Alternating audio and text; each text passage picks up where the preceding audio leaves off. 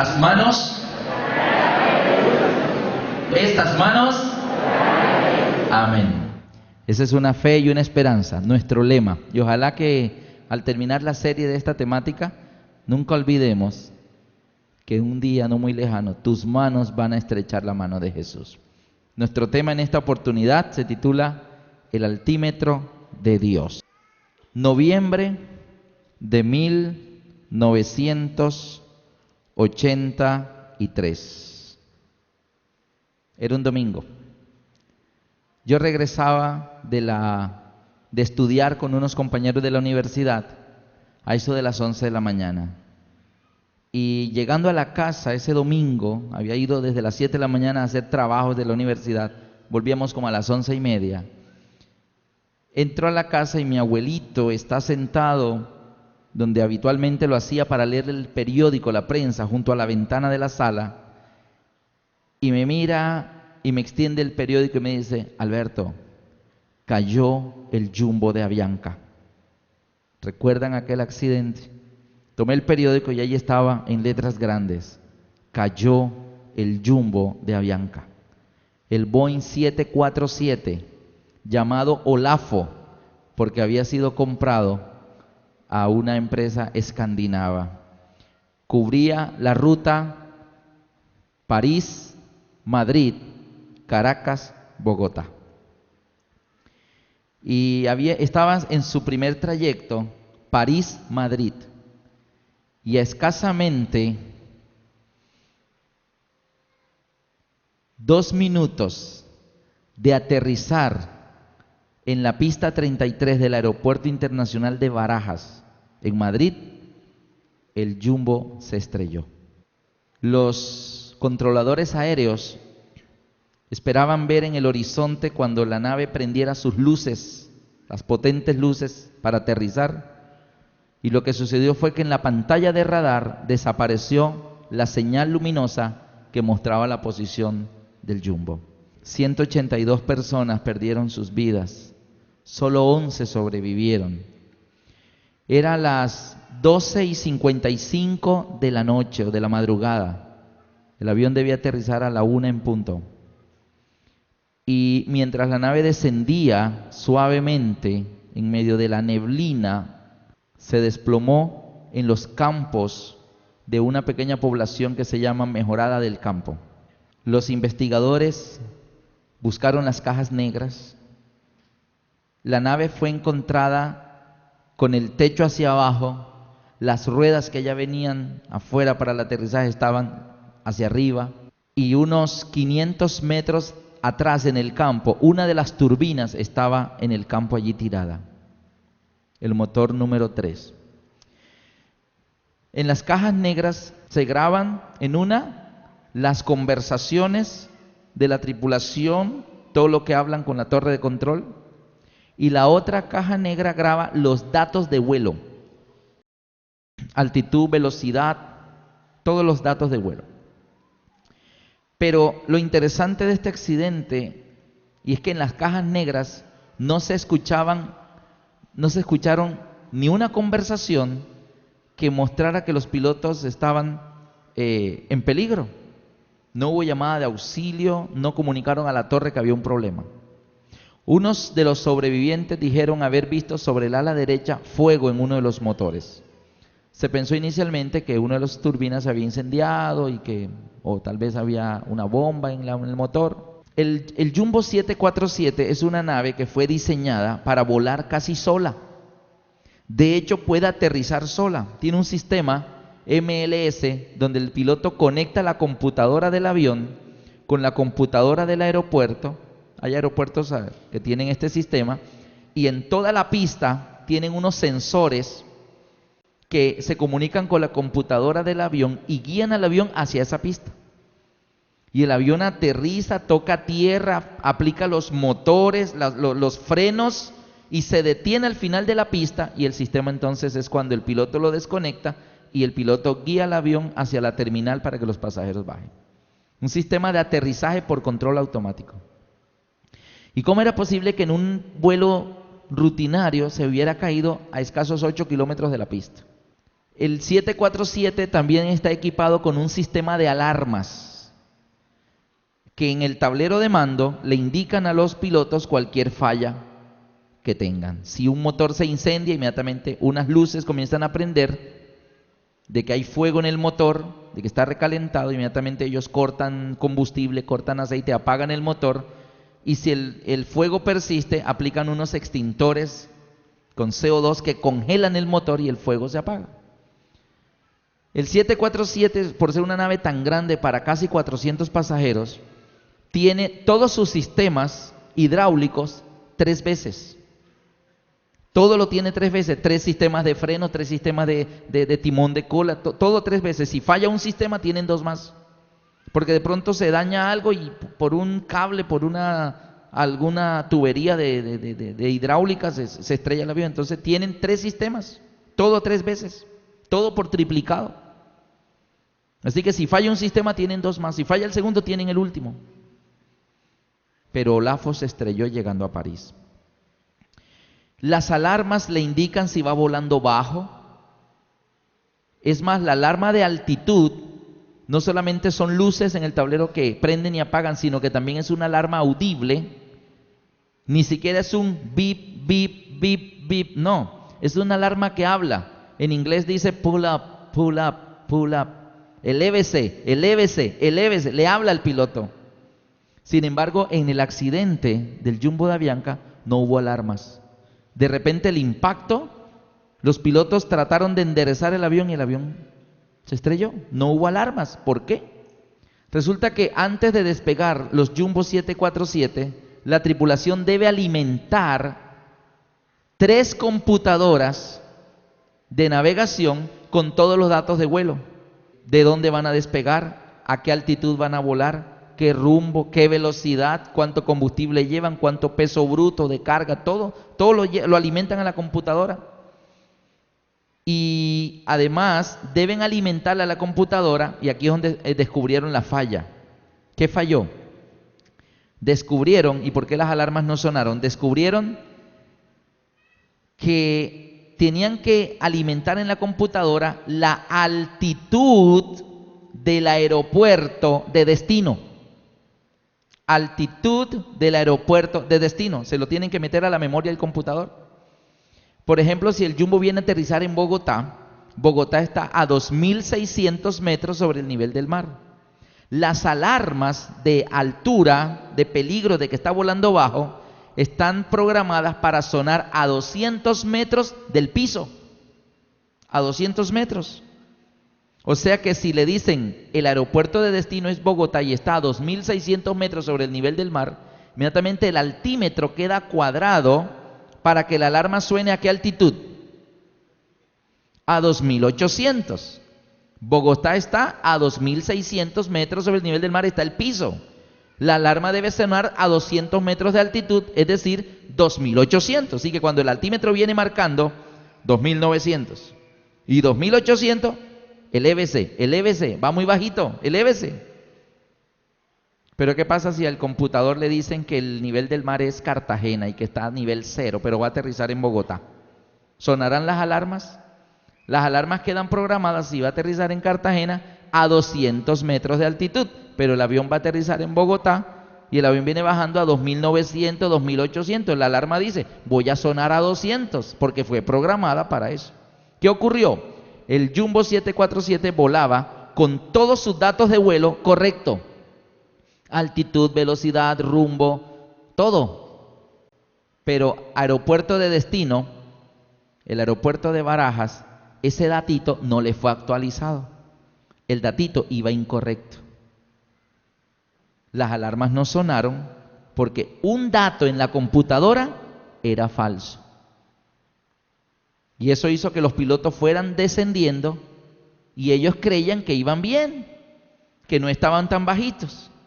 Como no sabían que iban muy bajitos, en su descenso, en medio de la neblina, que en esa noche estaba ahí cerca del aeropuerto, el ala derecha tropezó un pequeño promontorio, una pequeña loma, y el impacto del ala, ¡pum!, la nave se desestabilizó y el impacto desprendió la carcasa de la turbina y el motor cayó al campo. Le quedó un motor de este lado, 2 motores de este lado. ¿De dónde pesa ahora más el avión? De este lado. Como pesaba más de este lado, la nave entonces comenzó a hacer esto y al girar así, cayó sobre el techo y murió tantas personas. Los pilotos confían en sus instrumentos, confían en lo que ellos le dicen. Si ellos dicen que van bien, van bien. Afuera todo está oscuro, ellos no ven por dónde van, es de noche, es la 1 de la madrugada y hay neblina. Los instrumentos le dicen cómo van ellos. ¿Cuál es el propósito con el cual Dios dio la ley de Dios, o sea, su santa ley?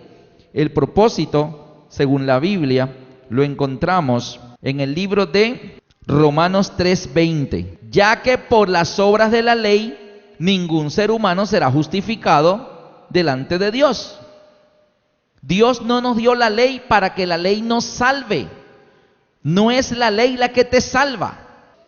¿Por qué? Porque por medio de la ley es el conocimiento del pecado. ¿Qué quiere decir eso? Dios dio su santa ley para que nosotros tengamos en cuenta cuando nos estamos saliendo del camino correcto. Así que la función de la ley es mostrarnos. Por ejemplo, miren otro pasaje, Romanos 7:7. ¿Qué diremos pues? La ley es pecado en ninguna manera, porque yo no conocí el pecado, sino por la ley. Porque tampoco conociera la codicia si la ley no dijera, no codiciarás. Es decir, el propósito de la ley es avisarnos cuando nos estamos desviando. Por la ley es el conocimiento del pecado. La ley Dios la da como el tablero de los pilotos. Ellos no saben que van muy bajos, rozando la copa de los árboles, si el tablero no les comienza a pitar. Pip, pip, va muy bajito, elévese, entonces se elevan. Miren esto, los carros, los automóviles. Tú vas en tu carro y tienes un tablero. Y el tablero de pronto te dice, gasolina poquita. La aguja está así, ya que pegando ahí en el rojito. Gasolina no tienes. El tablero te dice que no tienes gasolina, pero te echa la gasolina. ¿Sí? Cuando tú vas en tu vehículo y ves la aguja pegadita así en el rojo y te dice, no hay gasolina, te va a quedar parado. El tablero te avisa cómo vas tú, pero te echa la gasolina. De pronto el tablero se prende un bombillito y dice, aceite, está bajito aceite, se va a recalentar el motor. El tablero te está avisando en que estás fallando, pero ¿te echa el aceite? No. La ley nos dice, estás mintiendo. ¿Aló? No. ¿Qué pasó? No está. Acaba de salir. Si hubieras llamado 5 minuticos antes, te lo coges aquí. Sí salió, no dijo para dónde iba. Ah, lo de la plata, yo le digo. Y el otro ahí. Uno de los 10 mandamientos dice, no levantarás contra tu prójimo falso testimonio ni mentiras. Cuando yo digo no está, estando ahí él, ese testimonio es verdadero o es falso. Así que cuando yo digo no está, allá en mi mente comienza un bombillito. Pip, pip, pip. No levantarás contra tu prójimo falso testimonio. Ay, pero Señor, son mentiritas blancas. Y dígame si cuando usted está cometiendo alguna falta ante la ley de Dios, dígame si el bombillito que se prende en su mente no es justamente el mandamiento que usted está quebrantando, ¿sí o no? Y te vas a clase el sábado y te vas, no Señor, perdóname, voy hoy nomás porque es el examen, pero te prometo que no voy más. Y se va para clase el sábado. El examen es de 7 a 9, a las 9:15 estoy en la iglesia, nadie se va a dar cuenta. Y se sienta el muchacho allá a hacer examen en sábado y está en la universidad y está aquí. Acuérdate del día sábado para santificarlo. Prende y apaga. Pi, pi, pi. Ahí está la alarma diciéndote, estás mal, estás mal. Voy por la calle y pasa una muchacha bien simpática, bien bonita y un vestido todo ajustado. Y tú haces así. ¿Y cuál es el bombillito que se prende allá adentro? ¿Cuál es? Ese, el del séptimo. No la mires, no es tu esposa, tiene tu esposa. Eso es adulterio. Y enseguida, yo no sé por qué, pero tú eres desmemoriado, pero miras así y enseguida, cualquiera que mira a una mujer y la codicia en su corazón, ya adultero, no miro. ¿Sí o no? Dios por eso ha puesto su ley aquí. Y escribiré mis leyes en su mente y en su corazón. ¿Para qué? No para que te salves. La ley no salva. El propósito de la ley, ¿cuál es? Por medio de la ley es el conocimiento del pecado. Ahora, cuando tú sabes que estás en pecado, ¿te toca qué? Buscar un salvador. Entonces buscas a Cristo y dices: Señor, volví a caer, perdóname, Dios mío. Señor, ayúdame, enséñame, Señor, ayúdame, dame tu poder de tu Espíritu Santo. Buscas a Cristo. Como el carro, vas en el carro, en el automóvil, no tengo gasolina. El tablero te dice: ¿no tienes gasolina? Ok, una bomba, una gasolinera. Aquí hay una gasolinera. Y llenas el tanque. ¿Y por qué llenaste el tanque? Porque el tablero te avisó. ¿Cuál es el propósito de la ley? Así que el altímetro del 747 de Avianca no estaba bien programado. Los pilotos no se dieron cuenta que iban mal y siguieron, y siguieron, y siguieron. Yo no sabía que el sábado era el día del Señor. Yo no lo sabía. Y cuando yo estaba en el colegio, viernes de tarde, jugar y jugar. Y me ponía mis patines, yo practicaba el patinaje. Y patinaba el viernes en la noche hasta las 12 de la noche con mis amigos. Sábado a las 8 en punto, mis libros, y me iba a hacer tareas, me iba a hacer los trabajos del colegio con mis amigos.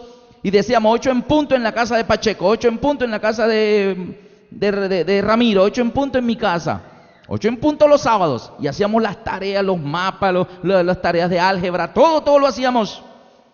Hasta las 11 del día, 12 del día, 2 de la tarde, hasta la hora que fuera, acabábamos todo. Terminaban mis tareas, iba a mi casa, almorzaba y me volvía a poner los patines y patinaba hasta las 12 de la noche. Y el domingo veía televisión. Yo no sabía del sábado, yo no tenía ni idea. Y en mi mente no había ningún pi, no había nada. Yo no tenía ni idea del sábado. ¿Que está dónde? En la ley de Dios. Yo no tenía ni idea. Sí sabía lo de no mentirás, lo de no tener imágenes, eso sí lo conocía, pero el sábado a mí nadie me había dicho nada. Y mi conciencia, ¿cómo estaba? Tranquilo. No tenía ningún remordimiento. Hasta que alguien llegó a mi casa y nos comenzó a predicar. Y, sábado, ¿cómo así que es sábado? ¿Y eso qué es sábado? Sí, que mira que aquí. Y me lo comenzaron a mostrar. Yo fui a los diccionarios, fui a la enciclopedia y busqué por todos lados. Y me convencí. Sí es el sábado, día del Señor. Sí está en la Biblia. Viernes en la tarde, bueno, me puse los patines y patiné hasta las 5 de la tarde. Hasta ahora me quité los patines a los amigos. Chao, no puedo seguir. ¿Y por Alberto? Hasta la noche. No puedo. Me fui. Y recibimos el sábado y nos visitaban en la casa y nos enseñaron a recibir el sábado y todas esas cosas. Al día siguiente fuimos a la iglesia y mis amigos, me tocó hablar con mis compañeros. Oiga, muchachos, ¿por qué no hacemos las tareas el domingo? No, que el domingo no, pues yo el domingo voy para piscina. Y yo, pero vete para piscina el sábado. Pero yo el sábado no puedo hacer las tareas ya. ¿Y por qué? No puedo. No tenía la fuerza espiritual para decirle, es por esto. Si no la tenía yo. Me daba miedo, me daba pena, me daba de todo.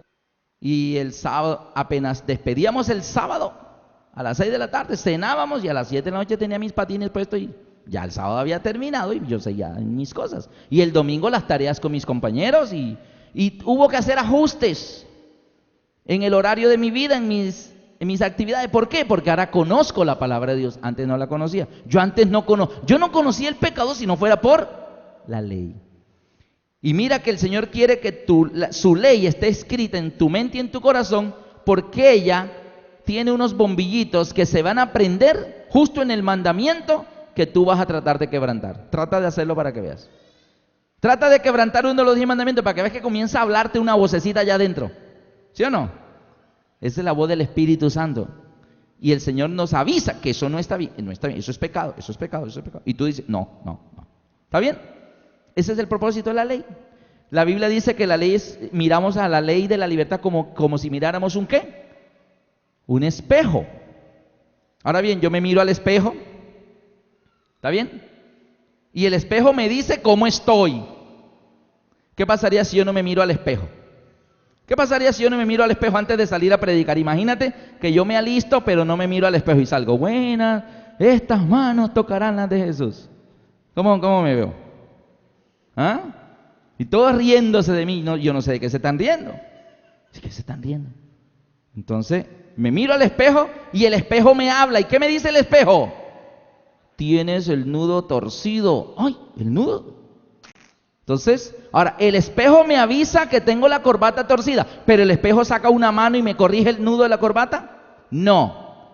El espejo me dice cómo estoy y me manda a arreglar. Me dice si estoy despeinado. El espejo me dice cómo estoy. Y la Biblia dice que la ley es como si miráramos a un espejo. Eso está en Santiago 1, 22 al 25. Que miramos la ley y es como si mirara un espejo. Así que tú miras la ley y la ley te dice cómo estás, pero la ley no te arregla. Por eso la salvación no es por las obras de la ley, pero por la ley conocemos si estamos en pecado. Hay polémica entre los cristianos que si la ley fue clavada en la cruz, que Cristo la clavó, y hay textos. Gálatas 2:19, porque por la ley soy muerto para la ley. ¿Cómo quedamos ahí? ¿Entendieron? ¿Entendimos eso? Mira lo que dice Pablo en Gálatas, porque por la ley somos muertos para la ley. Tremendo enredo. Y hay más textos allí. Por ejemplo, tenemos en Gálatas 2:16, dice, sabiendo que el hombre no es justificado por las obras de la ley, sino por la fe en Jesucristo, nosotros también hemos creído en Jesucristo para ser justificados por la fe en Cristo y no por las obras de la ley, por cuanto por las obras de la ley nadie será justificado. Bueno, entonces, ¿guardamos la ley o no guardamos la ley? Y ahí dice más adelante, entonces la ley es pecado en ninguna manera. Y como que entra, sale, se contradice, ¿sí? Pero no es así. Le voy a explicar qué es lo que pasa.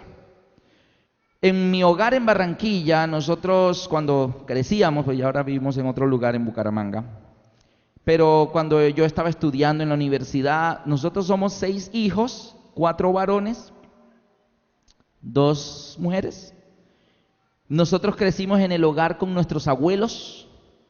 Entonces mi abuelito era mecánico, mi papá es publicista, y de los hijos yo estudiaba arquitectura, mi hermano es pedagogo, mi otro hermano estaba sordomudo y el otro hermano estudiaba todavía el bachillerato.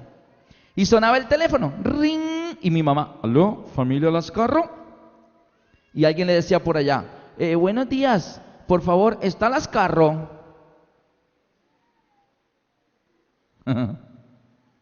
Mi mamá decía, ¿cuál de ellos? ¿Cuál de ellos? Ay, es que no le sé el nombre, sé que es Lascarro. ¿Cuál de ellos? Entonces decía, el señor que arregla carros. Ah, ese es mi suegro, un momento. O decía, no, el señor que trabaja en tal empresa. Ah, ese es mi esposo. No, Lascarro, el que estudia arquitectura. Ah, ese es Alberto. Al único que no llamaban era mi hermano el sordomudo. Entonces, así como nos pasaba a nosotros, que mi mamá tenía que decir, ¿cuál de ellos? ¿Por qué? Porque Lascarros éramos 4 hijos más el papá más el abuelito, 6. Se confundía. Resulta que en la Biblia, la palabra ley, cuando la Biblia utiliza la palabra ley, la utiliza con 4 significados diferentes. ¿Cuántos? 4. Y entonces que una fue clavada en la cruz, que si fue clavada en la cruz, que no fue clavada en la cruz, que fue anulada por Cristo, que Cristo la cambió. ¿Qué pasó? Vamos a ver dónde está esto. Busquen conmigo en el libro de Romanos, en el capítulo 7. Romanos 7, vamos a leer del versículo 14 al 25. Y ustedes me van a ayudar en la lectura que voy a ir haciendo, y ustedes me van a decir, cada vez que encontremos la palabra ley, ponga especial cuidado, y usted me va a decir de qué ley está hablando. Vamos a ver. Romanos 7, versículo 14. Porque sabemos que la ley es espiritual, mas yo soy carnal, vendido al pecado. Ahí hablo de la primera ley. Es espiritual. Entonces aquí tenemos la primera que dice que es espiritual. Es espiritual.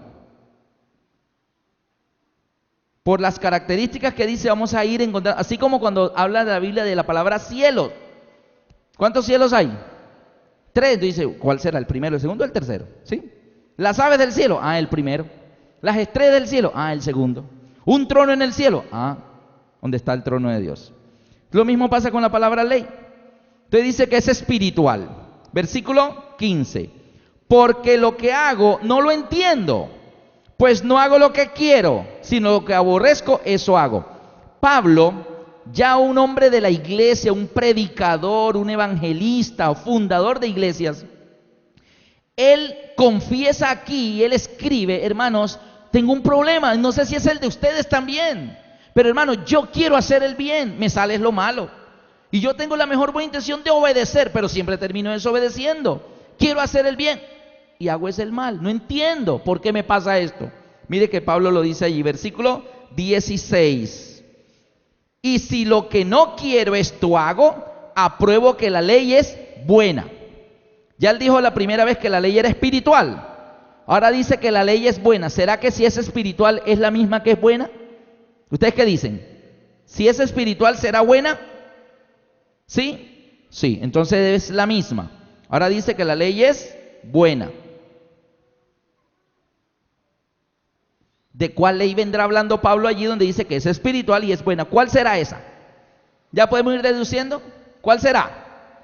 La ley de Dios. Esta es la ley de Dios, porque la ley de Dios es espiritual y es buena. 1, 2, 3, 4, 5, 6, 7, 8, 9 y 10. La ley de Dios. Las dos tablas de la ley, los 10 mandamientos. Está hablando de la ley de Dios. Sigue diciendo el versículo 17. Pablo está hablando de una lucha que él tiene. A Pablo le pasaba, a mí me pasa, yo no sé si a ti te pasa, pero uno quiere obedecer y no puede. Jesús dijo a los discípulos, el espíritu a la verdad está presto, pero la carne es débil. Así que tenemos esa lucha interior todos. Versículo 17. De manera que ya no soy yo quien hace aquello, sino el pecado que mora en mí. Pablo, evangelista, predicador, y él está luchando contra algo que tiene adentro, el pecado. ¿Les ha pasado que usted quiere hacer lo bueno y le sale lo malo? Uno quiere hacer lo bueno y no puede. Quiero leer la Biblia, pero me da un sueño. Ay, quiero ir a la conferencia, pero juega Colombia. Y es el final. Ay, ¿qué hago? Y hay una lucha interna, ¿verdad? Dice el texto del 18. Y yo sé que en mí, Pablo está diciendo en mí, esto es, en mi carne no mora el bien, porque el querer el bien está en mí, pero no el hacerlo. ¿Les pasa también? El querer hacer el bien está en mí, pero no el hacerlo. Dice ahora, versículo 19, porque no hago el bien que quiero, sino el mal que no quiero, eso hago. ¿Cómo se llamará eso? ¿Qué nombre le pondría usted eso que Pablo está diciendo ahí, que él dice, yo quiero hacer el bien, pero no puedo? Y nosotros queremos hacer el bien. Y nos consagramos, Señor, desde en estas conferencias y de ahora en adelante, Señor. 31 de diciembre, Señor, este año sí. 31 de diciembre, ¿sí? 15 de enero, ay, Señor. 18 de enero, ay, no, ya mejor será el otro año. En 18 días se nos caen los propósitos del nuevo año. Pablo está diciendo en el 19, no hago el bien que quiero, sino el mal que no quiero. Eso hago. Versículo 20, y si hago lo que no quiero, ya no lo hago yo, sino el pecado que mora en mí. Ahí está la clave. ¿Por qué Pablo tiene esa lucha? Él quiere hacer el bien, pero ¿qué tiene viviendo dentro de él? Tiene un inquilino que se llama pecado. Ahora, ¿por qué Pablo tiene el pecado viviendo dentro de él? ¿Por qué lo tiene? Si es un hombre ya entregado, bautizado, Jesús se le apareció, lo convirtió. Pero ¿por qué dice que tiene el pecado dentro de él? ¿Por qué? Mire, aquí lo dice en el versículo 21. Léanlo conmigo, el 21. Así que, queriendo yo hacer el bien, hallo esta ley. Y menciona nuevamente la palabra ley. Y dice la palabra ley y hay dos puntitos. Queriendo hacer el bien, hallo esta ley. Dos puntos. Que el mal está en mí. Esa ley que Pablo dice, yo quiero hacer el bien, pero hallo esta ley. ¿Cuál es esa ley? Que el mal está en mí. ¿Será que esa ley de que el mal está en nosotros es espiritual y es buena? No. Entonces, ¿será que es la misma ley o ya es otra? Ya es otra. ¿Cuál es esa ley que Pablo encuentra dentro y dice, yo quiero hacerle bien, pero hallo esta ley? ¿Cuál ley? Que el mal está en mí. Que el mal está en mí. ¿Cómo se llamará esa ley? Vamos a ver cuál es. Versículo 22. Porque según el hombre interior me deleito. ¿Me están siguiendo? En la ley de Dios. Según el hombre interior, dice él, me deleito en la ley de Dios. Nuevamente menciona la palabra ley y ahora llama la ley de Dios. ¿Será que esta es la ley de Dios o será esta? ¿Cuál será? ¿La de arriba o la de abajo? La de arriba. Entonces ahora Pablo llama la ley de Dios. Según el hombre interior, me deleito en la ley de Dios. La ley de Dios es buena y es espiritual. Sí, Señor.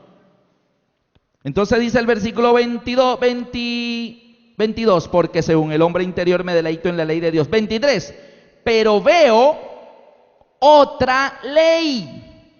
Y el hecho de que Pablo esté mencionando otra ley es que no está hablando de la misma, son dos. Según el hombre interior me deleito en la ley de Dios, pero encuentro otra ley. ¿Y cuál es esa otra ley? 2 puntos. Pero veo otra ley en mis miembros que se revela contra la ley de mi mente y me lleva cautivo a la ley del pecado que está en mis miembros. En resumidas cuentas, ahí en Romanos 7 Pablo está hablando de una sola ley o de dos. Definitivamente es de dos. Según el hombre interior me deleito en la ley de Dios, pero encuentro otra ley. Esta la llama otra ley. Y esta otra ley, que es que el mal está en mí, se revela contra la ley de mi mente. ¿A cuál ley Pablo llama la ley de mi mente? A esta. Él la llama la ley de mi mente. ¿Por qué Pablo llama a la ley de Dios la ley de mi mente? En el libro de Hebreos, capítulo 8, versículo 10, dice el Señor, y este es el pacto que haré con ellos después de aquellos días, dice el Señor. Pondré mis leyes en su mente y sobre su corazón las escribiré. ¿Está bien? Así que él le llama la ley de mi mente a la ley de Dios porque Dios prometió escribir su ley en nuestra mente y en nuestro corazón. Y dice que esta otra ley que se revela contra la ley de mi mente me lleva cautivo contra la ley del pecado que está en mis miembros. ¿Cuál de estas dos leyes será la ley del pecado que está en sus miembros? ¿La de arriba o la de abajo? La de abajo. Entonces a esta otra él la llama la ley del pecado que está en sus miembros. Entonces ya vamos viendo que cuando la Biblia utiliza la palabra ley, no siempre está hablando de los 10 mandamientos de Dios. También hay otra ley. Ahora, vamos a hablar. Esta ya la entendemos. ¿Qué es esta ley? Que el mal está en mí. Otra ley, la ley del pecado. ¿Qué es esa ley? ¿Por qué Pablo lo llama ley? Porque, hermanos y amigos, porque se llama la ley de la genética, la ley de la herencia. Nosotros nacemos en este mundo y desde que nacemos ya traemos en nuestros genes la tendencia natural ¿a qué? Al mal, al mal. Desde niños, un bebé es una criaturita de Dios, es inocente y todo, y no ha pecado. Ya lo que crezca para que vea. ¿Qué viene allá adentro? ¿Qué viene allá? Ya viene la semillita. Nacemos con la herencia genética de la tendencia al mal. Un pastor bien amigo mío me contaba una ocasión, me dijo: Alberto, un sábado estamos en mi casa, mi niño de 6 años, el niño de 3 y la niña de 1 añito. Y el sábado es un día especial, himnos, música suavecita de alabanza. Ese día comen postre para que el niño vea que el sábado es diferente. Y comemos tranquilos y todo, no con eso que me voy, que a las 2 tengo que estar en el banco, no, así que es un día diferente. Y mi esposa hizo de postre unas galletas y las puso en el medio de la mesa y almorzamos todo lindo y dialogamos con los niños en la mesa. Y de repente terminamos así, comenzamos a tomar galletitas y todos comíamos galletitas. Y charlábamos con los niños, les preguntábamos por sus cosas y unos se preguntaban cosas. Una conversación bien amena, el niño de 6, el de 3, la niña de 1 añito y la mamá y el papá. Y dice, y de pronto veo la bandeja de las galletas y quedaba una galletita nomás. Una nomás. Y estaban bien riquísimas. Y de repente en medio de la conversación el niño de 6 años extiende la mano para tomar la galletita y el de 3 hizo así, la llevó atrás y dijo, mío. Y el papá, el pastor me dice, Alberto, yo me quedé asombrado y decía, ay nene, ¿dónde el niño ha aprendido eso? Nene de Jesús no es egoísta. Mío. Insistía. ¿Ah? Y él me decía, Alberto, no ha ido al jardín preescolar para decir que aprendió eso en el colegio. Él está en la casa, mi esposa con él, le hace el culto todos los días, todo. ¿Y cómo así que es mío? ¿Dónde lo aprendió? Le dije, no lo aprendió. Viene en el paquete. Nacemos con eso. Todos lo traemos. Egoísmo, celos. Mire qué tristeza. Y lo traemos y es natural. El mal está en nosotros, lo traemos, es una ley, la ley de la genética. Es como la ley que heredamos la forma de los ojos del papá, el color de los ojos. O sea, la herencia genética, nos parecemos a nuestros padres. Por ejemplo, miren qué pasa en la casa. Tú tienes a tu hijo, el mayorcito, o al niño o a la niña. Y el niño es lindo, precioso, gordo, bello. Y es bien obediente y tan lindo el niño y todo. El problema es cuando llega el hermanito. ¿Les ha pasado cuando nace el segundo bebé?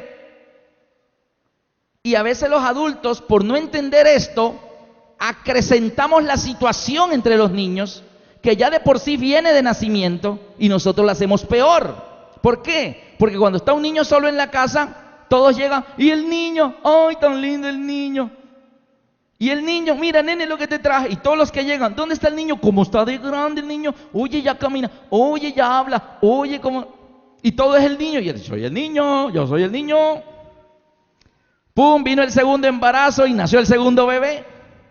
Llegó el bebé del hospital y todos. Y entra la mamá, tan lindo el bebé. Y el niño, mami, mami. Ahora no, nene, ahora no.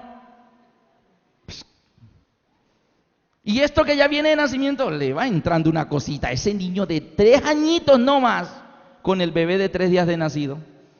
Mira, nene, tu hermanito, ¿te gusta? Sí, sí. Y para rematar llegan las visitas, los tías, los amigos, y entran, y cuando entran, el niño ya lleva varios años oyendo, ¿dónde está el niño? Él dice, aquí. Y ese día entra la gente y dice, ¿y dónde está el niño? Y él dice, aquí, pasan de largo. ¿Y para dónde va todo el mundo? Y todos entran y antes, hola nene, ya no, hola, ¿y dónde está el niño? ¡Bum! Derecho a la habitación. Y él se queda viendo. Por allá se asoma junto a la puerta y ve a todos rodeando al intruso. Un intruso ha llegado a esta casa. Y que es tu hermanito, nene, mira, tan lindo, ¿te gusta tu hermanito? Sí, sí, tan lindo. La mamá medio se distrae por allá y ¿qué hace? Lo mechonea. Y la mamá, nene, no sea brusco con su hermanito. Es tu hermanito, tienes que quererlo. Sí, mami, sí. La mamá de vuelta, ¡chum! Los ojos. No le puye los ojos al nene. ¿Y por qué eso? ¿Qué está aflorando? Solo tiene 3 añitos, 4 añitos, pero ¿qué está aflorando ahí? Que nosotros traemos, y pongo el ejemplo del bebé, pero te pasa a ti también, grandote como estás, te pasa. Celos en la oficina. Felicitaron al otro y a mí ni me mencionaron. Y traemos eso de nacimiento. La tendencia al mal, el mal está en mí, se llama ley de la genética. El pecado viene en nosotros desde que nacemos, ¿sí o no? Y Pablo tiene una lucha de esa ley de egoísmo y todo que traemos naturalmente. Pero Dios ha puesto una nueva ley en nuestra mente, la ley del Espíritu, la ley de Dios, que sea amable, primero los demás, tú eres el último, el que quiera ser más grande, sírvale, y uno, no, ¿cómo así? Que me sirvan, no, yo. ¿Ah? Y hay una lucha entre ellos dos. Ahora, ¿cómo logró Pablo lograr la victoria? Ahorita les digo. ¿Cuántas leyes son? ¿Una o dos? Ahora, aquí hay 2 leyes que luchan. ¿Ah? Con mi mente sirvo a la ley de Dios, pero hay otra ley en mis miembros que se revela contra la ley de mi mente y me lleva cautivo a la ley del pecado que está en mis miembros. Y Pablo dice al final, en el 24, miserable de mí, ¿quién me librará de este cuerpo de muerte? Tengo unas luchas tremendas y no sé cómo vencer estas luchas. ¿Está bien? ¿Les ha pasado? Ahora bien, esta lucha, imagínate que el Señor nos mira y nos ve, ay, pobrecito Pablo, mira, esta ley luchando contra esta, y esta trata de vencer esta, pero esta se revela, y tremenda lucha que tiene. Entonces dice Cristo, tranquilo Pablo, aquí vengo a ayudarte. Te voy a ayudar, Pablo, en esa lucha que tú tienes de esas dos leyes te voy a ayudar. Voy a clavar una de ellas en la cruz para que no te moleste más. Y llega Cristo y ¡pum!, clava esta en la cruz para que tus luchas terminen. Yo le hago una preguntita, si Cristo nos viene a ayudar y a librarnos, ¿ustedes creen que Él vino a ayudarnos clavando esta ley en la cruz? ¿O Él vino a ayudarnos clavando esta en la cruz? En cierta ocasión un amigo me contó una historia bien rara, no sé si fue verdad o se la inventó, pero me dijo, Alberto, iba llegando a mi casa a las 10:30 de la noche, iba en un taxi y de repente veo en la esquina 3 hombres pegándole a un abuelito. Yo cuando vi eso, me bajé del carro y me metí a ayudar. Y entre los 4 lo dejamos casi muerto. Se metió a ayudar. La pregunta es, ¿a quién ayudó? ¿Tenía que ayudar a quién? Al abuelito, no a los malos. Así que imagínate, Cristo nos ve y esta ley pegándonos a nosotros y tratando de... ¿Y qué pasó? Y Cristo viene a ayudar y ¡tum!, clava la ley en la cruz. Y tenemos personas, amigos, con mucho respeto, que leen la Biblia y cuando leen ley clavada en la cruz, claro, Cristo clavó los mandamientos, amén, me hizo libre. No, hermano, no, él no clavó los 10 mandamientos, Él clavó esta ley. Es más, hay un texto por allí en Gálatas, creo, que dice que Cristo nos libró de la maldición de la ley. Busquen ese texto, no se los voy a mostrar porque en el momentico no tengo el tiempo. Está en sus Biblias. Dice, Cristo nos libró de la maldición de la ley. La pregunta es, ¿cuál de estas 2 leyes será una maldición? La ley de Dios que te dice no adulterarás y garantiza la paz, la armonía y la felicidad de la pareja. Eso será una maldición. Ay, qué triste, no me dejan adulterar. No, esa ley es una carga. ¿Para qué esos mandamientos? Y algunas personas dicen, cuando se entran a esa religión dejan de ser libres. Yo por eso no entro a esa religión, soy libre, hago lo que quiera. No, no eres libre, estás preso aquí. Así que cuando dice la Biblia que Cristo nos libró de la maldición de la ley, esta es una maldición. Esa tendencia a hacer lo malo, a alejarnos de Dios, a quebrantar lo espiritual, lo bueno, a acabar con hogares por andar pecando. Esta es la maldición de la ley, esta es la que Cristo clavó en la cruz para ayudarte. Él clava esto en la cruz, tu naturaleza pecaminosa, Él quiere que tú la claves en la cruz. Por eso Pablo decía, y con Cristo estoy yo juntamente crucificado. ¿Cuál fue la parte de Pablo que fue crucificado? Su yo egoísta, su yo orgulloso, su yo de la tendencia al mal. Con Cristo estoy juntamente crucificado. Y ahora ya no vivo yo, ahora vive Cristo en mí. Y Cristo en mí me ayuda a vencer esto. Mire, ¿cómo se puede vencer esta tendencia? Esta tendencia, ¿quién la pone? ¿Quién pone esto en nosotros? Satanás. ¿Quién pone esta? Dios. Esta es Satanás. Te voy a poner un ejemplo, ¿cómo es esto? Imagínate que tú estás en tu habitación y tienes echado en la cama un león de este tamaño. Así, grandísimo. Y el león ahí... Y tú, león, quítate de mi cama, salte de mi cuarto. León, que te salgas. ¿Por dónde lo jalas para sacarlo? ¿Por las mechas, por la cola? ¿Por dónde lo jalas? Para sacarlo de tu habitación. ¿Por dónde? ¿Será que tú podrás pelear con ese león y expulsarlo de tu alcoba? ¿Podrás hacerlo? Tú haces así y el que te hace así. ¿Sí o no? ¿Qué posibilidades tenemos de vencer ese león? No podemos, es un león. Pero resulta que de repente tú sientes en la puerta, así, como que... Y abres, uy, y es un león de este tamaño. Otro león, pero es aquí grandísimo. Y ese león es tuyo. Es tuyo, tú le sobas la melena y él te quiere y te pasa la lengua. Ese es tu león, te ama, te adora. La pregunta es, tú le dices, león, espérame aquí mientras saco al otro. O de mejor le dice, ¿sabe qué? Entra y entiéndanse de león a león, sácalo por mí. Y el león de este tamaño entra y hace salir corriendo al león de este tamaño. ¿Saben de qué dos leones les estoy hablando? ¿Sí? La Biblia dice que Satanás anda como león rugiente, buscando a quien devorar. Y nosotros no podemos vencerlo. No podemos vencer nuestra propia tendencia al mal. La única manera de que podamos derrotar ese león es permitiendo que el otro león, que se llama ¿cómo? El león de la tribu de Judá, entre en mi corazón y él se encargue de sacar a Satanás de mi vida. Tú solo no podrás. Hermano Lascarro, yo voy a entregarme a Jesús, pero primero tengo que arreglar unas cuantas cosas. Si eres capaz de arreglar tú solo tu propia vida, no necesitas a Cristo. Es como el incendio. Llame a los bomberos. No, cuando apague el incendio los llamo. Entonces, ¿ya para qué lo vas a llamar si tú fuiste capaz de apagarlo? Así que solos no podemos arreglar nuestra vida. Deja que entre Cristo y Él arreglará tu vida. Él sacará esto. Amén. Dos leyes diferentes. Hay una tercera y una cuarta. ¿Cuáles son? Rápidamente. Jesús está predicando y llegan los fariseos y le traen una mujer adúltera. Miren esto. San Juan 8. Por la mañana volvió al templo, versículo 2. Y el pueblo vino a él sentado y les enseñaba. Entonces los escribas y los fariseos le trajeron una mujer sorprendida en adulterio. Y poniéndola en medio, le dijeron: maestro, esta mujer ha sido sorprendida en el acto mismo del adulterio, o sea, infraganti. En la ley, y utiliza nuevamente la palabra ¿qué? Ley. En la ley nos mandó Moisés a apedrear tales mujeres. ¿Tú pues qué dices?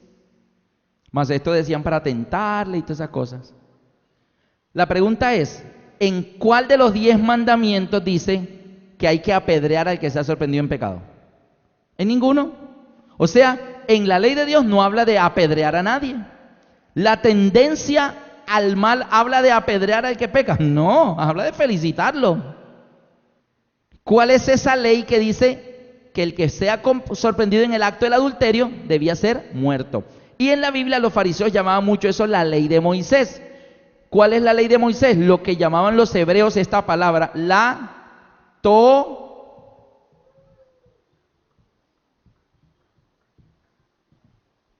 Torá.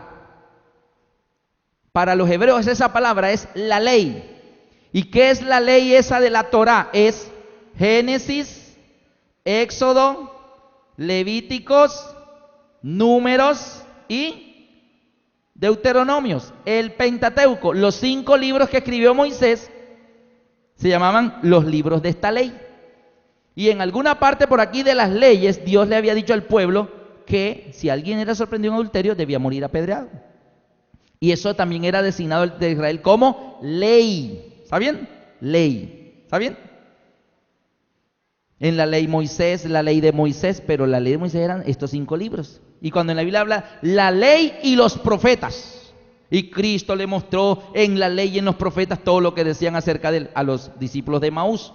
La ley, Génesis, Éxodo, Levítico, Número y Deuteronomio. Y los profetas, Samuel, Isaías, Jeremías, Daniel, Oseas, hasta Malaquías. O sea, el Antiguo Testamento eran la ley y los profetas. Y ahí están utilizando la palabra ley y no es ni los 10 mandamientos ni esta. Tercer término llamado ley y no es el mismo.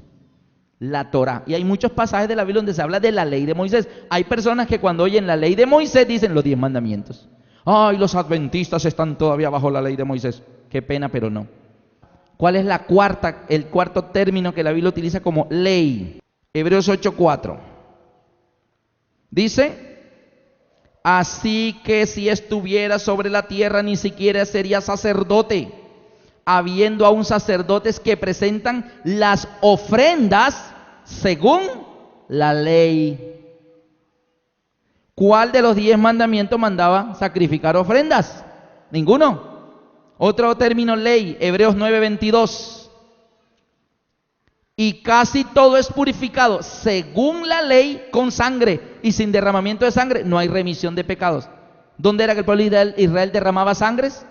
En los sacrificios de los corderos.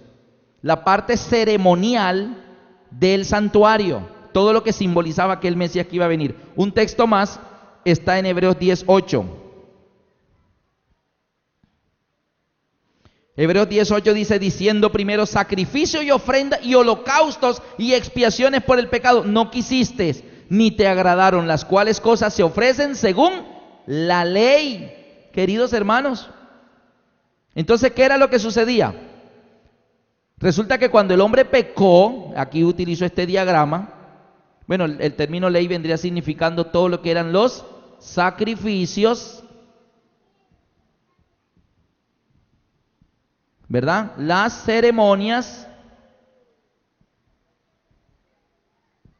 todo lo que se hacía en el santuario. ¿Está bien? Todo lo que se hacía en el santuario. Que el sacerdote tomaban el corderito, lo mataban, tomaban la sangre, la ponían sobre el altar. Todos esos símbolos que representaban a un Mesías que iba a venir a salvarnos. Todos esos símbolos que tenían que celebrar la Pascua, comer hierbas amargas, panes sin levadura, cordero asado. Debía ser el día 14 del mes primero. El día 15, panes sin levaduras. El día 16, las primicias. Todos los años tenían que cumplir una cantidad de ceremonias. ¿Por qué? Cuando vino el pecado a través de Adán, Dios le mostró que iba a venir un Salvador, que iba a dar su vida por nosotros y que moriría en lugar de nosotros. Y Adán dijo, ok, Señor, yo quiero ser salvo. Entonces Dios le dice, bueno, Adán y todos tus descendientes, mientras el Salvador viene en el futuro, ustedes van a representar la fe de que creen en ese Salvador que va a venir, lo van a representar a través de unos símbolos.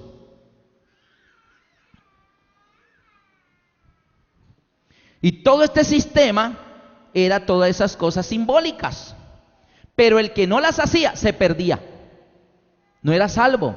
Porque el Salvador en sí no había venido. Entonces la única manera de saber si la persona creía o no era que cumpliera todo el sistema ceremonial, y eso era una ley para el pueblo. Ofrendas según la ley, esta ley. Llega Cristo y Juan el Bautista dice, he aquí el Cordero de Dios que quita el pecado del mundo. Ya no más corderitos.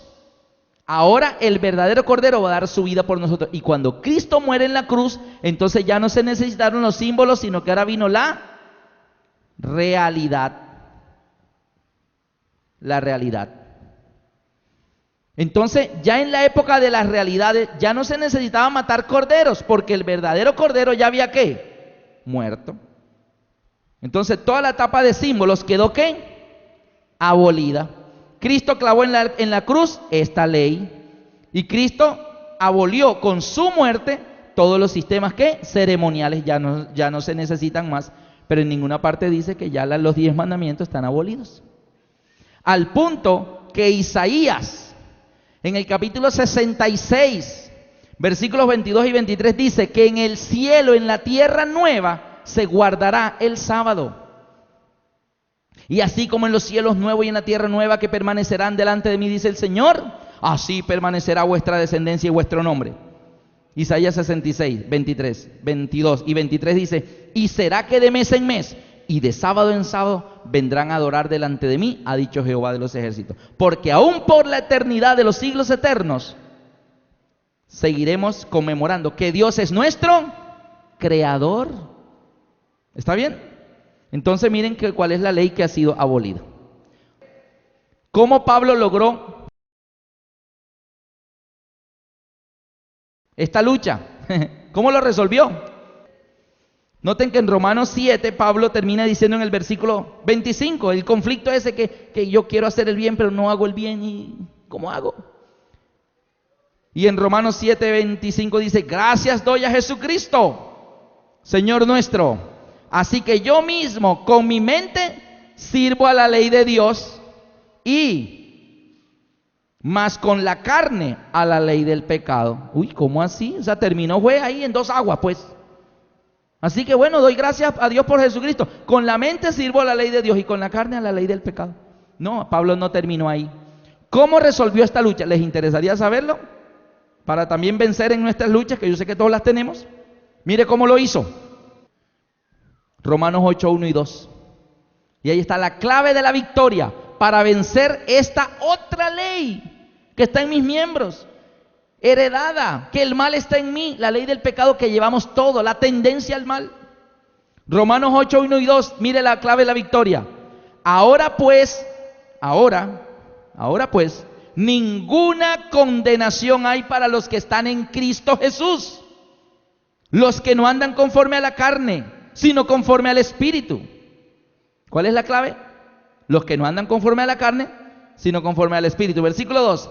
Porque la ley del Espíritu de vida en Cristo Jesús me ha librado de la ley del pecado y de la muerte. O sea, una ley anula la otra ley. ¿Cuál de las dos leyes quieren ustedes que sea anulada? Porque la ley del Espíritu de vida, ¿cuál de las dos leyes tiene espíritu? Esta.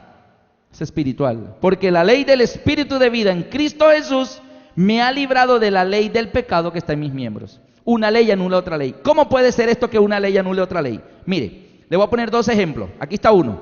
Existe una ley que se llama la ley de que las cosas se caen. Todo se cae. Yo subo y ¡pum! Vuelvo a caer. Porque la ley de la gravedad no me deja. Me gustan mucho los aviones. Yo iba a ser piloto. Y en Bogotá estaba dictando unas conferencias en un barrio que queda detrás del aeropuerto El Dorado que se llama Engativá. Y en ese momento, yo un domingo dije, voy a irme a las 4 de la tarde, la conferencia a las 6:30, y voy a sentarme a ver aviones 2 horas y media. Así que del lado de atrás del aeropuerto hay una malla y se ve la pista del aeropuerto El Dorado. Me fui para allá a las 4 de la tarde, me senté ahí en el césped, me di gusto. Cada 2 minutos despega o aterriza un avión. Ahí vi unos, vi otros y rico, se me pasaron esas 2 horas rapidísimos. Ya cuando eran las 6:20 más o menos dije, bueno, me voy caminandito aquí 4 cuadras y llego a la iglesia. Así que cuando me estoy levantando veo un Jumbo 747 de la aerolínea Lufthansa, Alemania, blanco con azul, oscuro. Y lo veo que va rodando hacia la pista. Dijo, uy, esta no me la pierdo. Es pegar un Jumbo 747. Casi 350, 380 pasajeros, transcontinental. Así que voy a verlo despegar. El avión llegó hasta la cabecera de la pista, se alineó, prendió sus luces y comenzó a rodar. Y mientras rodaba, yo emocionado veía esa gigantesca nave, un Jumbo 747, pesa 290 toneladas. Yo peso 73, 74 kilos. Claro que aquí donde el profe Hernán y la hermana Marta, yo creo que voy pesando ya como 77 kilos. Pero yo peso, y mire, yo trato de subir y vuelvo a caer. Pero ahora, ¿cómo pueden 295 toneladas subir? Si la ley de la gravedad, ¿qué? No nos deja. Y ese gigantesco 747 viene rodando, debe alcanzar más o menos 350 kilómetros por hora. Y algo que no olvido, me impresiona todavía hoy cuando lo cuento, cuando la nave pasó frente a mí como a unos 300 metros de césped sobre la pista, cuando va pasando frente a mí, yo siento bajo mis pies que la tierra tiembla. La vibración de la nave rodando por la pista y yo siento que hace así, impresionante el peso, pasó, dejó de temblar la tierra y una vez que pasa, levantó su proa hacia el cielo y sus 18 ruedas se levantan del pavimento de la pista y comienza a ascender sobre Bogotá, guarda sus 18 ruedas, se cierran las compuertas del tren de aterrizaje y se eleva sobre los cerros de Bogotá. Yo veo cómo va subiendo y yo decía, pero ¿cómo puede, como una plumita, es decir, 295 toneladas subiendo así? Comenzó a girar hacia la izquierda y se fue para Frankfurt. Y yo me fui a la conferencia en Engativá. Y yo me quedé pensando, ¿por qué vuela?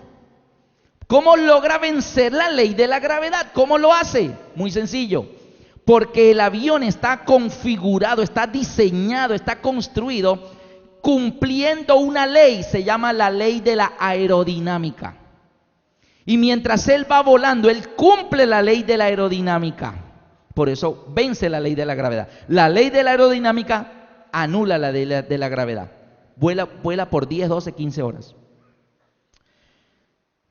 Cada vez que yo veo un avión volando, yo digo, él va cumpliendo la ley, por eso vuela. Si él dejara de cumplir la ley de la aerodinámica, se caería. Es que un ala se le desprendiera, alguna cosa, la ley de la aerodinámica se anula. ¿Y qué pasa? La ley de la gravedad inmediatamente lo trae a tierra y se estrella y mueren todos. Les pongo un ejemplo más sencillito. Por ley, nosotros somos casi que 75% líquido, los seres humanos. Somos más líquido que sólido. Y por eso se cumple en nosotros una ley. Somos buenos conductores de la electricidad. En pocas palabras, somos buenísimos para electrocutarnos. Usted agarra un cable y ahí quedó. Porque tenemos tanto líquido en nuestro cuerpo que la electricidad pasa, pero facilito. Así que la ley de la electrocución se cumple en nosotros. Si tocas un cable que esté sin el aislante, te electrocuta. Y la paga de la electrocución es la muerte. Así que no podemos anular la ley de la electrocución. Pero resulta que los cables están cubiertos alrededor ¿de qué? Para que no te pase la corriente. De aislante. Y un excelente aislante es el caucho. Es el caucho. Por lo tanto, yo puedo agarrar, si este micrófono tuviera cable, yo puedo agarrar el cable y no me pasa la corriente. ¿Por qué? Porque están recubiertos de caucho, que es el aislante. Entonces, la ley del aislamiento en el caucho me libra de la electrocución. Los hombres que trabajan en las electrificadoras para evitar una muerte en el trabajo, ¿qué usan? ¿Qué usan ellos los que trabajan en la electrificadora? Botas de caucho. Y ellos trabajan y tienen que pisar muchos ¿qué? Cables de alta tensión y pueden morir. Entonces ellos todos los días se van con las botas de caucho. En el ejemplo de que Cristo nos libra del pecado, en el ejemplo del caucho, de las botas de caucho y la electrocución, ¿qué representará a Cristo? A ver, díganme ustedes mismos. ¿Qué representará a Cristo que nos libra de la muerte? Cristo sería las botas de caucho. ¿Y cuál sería el pecado que me lleva a la muerte? La electricidad, que si yo piso, la paga es la muerte. Yo quiero terminar leyéndoles Romanos 8, 1 y 2. Y ustedes, por favor, síganme con su Biblia abierta. Lo voy a leer despacito y les anticipo que se lo voy a leer 2 veces. Porque en la primera casi siempre... ¿Cómo fue? Voy a leerlo cambiando las palabras y poniendo el ejemplo de las botas de caucho. Ustedes van a seguir la lectura que está allí y yo lo voy a leer nuevamente y lo voy a leer 2 veces para terminar. Dice así: ahora pues, Romanos 8, 1 y 2. Ahora pues, ninguna electrocución hay para los que andan con las botas de caucho, los que no andan descalzos, sino que andan con las botas de caucho. Versículo 2. Porque la ley del aislamiento en las botas de caucho me ha librado de la ley de la electrocución y de la muerte. ¿Entendieron? Última vez. Romanos 8, 1 y 2. Mira qué es Cristo en tu vida. Ahora pues ninguna electrocución hay para los que están con las botas de caucho, los que no andan descalzos, sino que andan con las botas de caucho. Versículo 2. Porque la ley del aislamiento en las botas de caucho me han librado de la ley de la electrocución y de la muerte. ¿Cuál es la clave para tu vida de hoy en adelante? Nunca te vayas para la calle descalzo. Nunca te vayas sin Cristo. El que anda sin Cristo, mira, Satanás tiene cantidad de cables regados por la calle para que el que anda sin Cristo los pise y la paga del pecado es la muerte. Les pongo un ejemplo. Un joven de 17 años llamado José, esclavo de Potifar, entra un día a hacer el oficio en la casa, a limpiar todo. No hay nadie. ¿Dónde estarán todos hoy? Y de repente sale la señora Potifar con una bata medio transparente, Ta, na, na, na, na, na. Y José, José, ven. No, señora, su esposo no está, yo solo soy un empleado en esta casa, me voy. No, José, no te vayas, ven acá. José, duerme conmigo, mi esposo está en la guerra, no se va a dar cuenta. Y a todos los empleados les di el día libre. Estamos solos. Ustedes saben cómo termina la historia. Yo solo les hago una preguntita. ¿José ese día entró a esa casa a hacer su trabajo descalzo o llevaba las botas de caucho puestas? Iba con las botas puestas. Donde José hubiera ido descalzo, esos cables de alta tensión lo hubieran electrocutado. Amén. Misericordioso Padre que moras en los cielos, tú nos has mostrado en tu palabra que tu gobierno es un gobierno de justicia y amor. Señor, no puede haber orden en un universo, en un mundo, no puede haber orden en ningún país, en ninguna ciudad, no puede haber orden ni paz en ningún hogar, ni en ninguna vida, si no tenemos tu ley en nuestros corazones. Este es el pacto que tú has querido hacer con nosotros después de esos días. Escribir tus leyes en nuestra mente y en nuestros corazones, escribirlas, para que tú seas nuestro Dios y nosotros seamos tus hijos. Pero Señor, no podemos hacer nada sin ti. Tú lo dijiste, nosotros somos solo los pámpanos, pero tú eres la vida. Y separados de ti nada podemos hacer, Señor. Por eso esta oración que estamos elevando en esta oportunidad es suplicándote, oh Señor, que tú vengas a hacer ese aislamiento que nos libra del pecado y de la muerte. Así como las botas de caucho nos libran de la electrocución y de la muerte. Señor, queremos ser cristianos que vivamos cada día, cada instante, con las botas puestas, Señor. Aquí ha venido este grupo de hijos tuyos delante de ti, Señor, a pedirte eso. Señor, que no caminemos más solos, sino que caminemos contigo, que te veamos por la fe caminando a nuestro lado por la calle, en el trabajo, en el hogar, Señor. Porque tú lo prometiste, aquí yo estoy con vosotros todos los días hasta el fin del mundo, Señor. Ahora, Padre, levántanos, sabiendo que de ahora en adelante en nuestras vidas ya no iremos más solo a ningún lugar, iremos contigo, Señor. Gracias por darnos tu protección y tu compañía y la de tus santos ángeles. En el nombre de tu Hijo Cristo Jesús lo pedimos. Amén.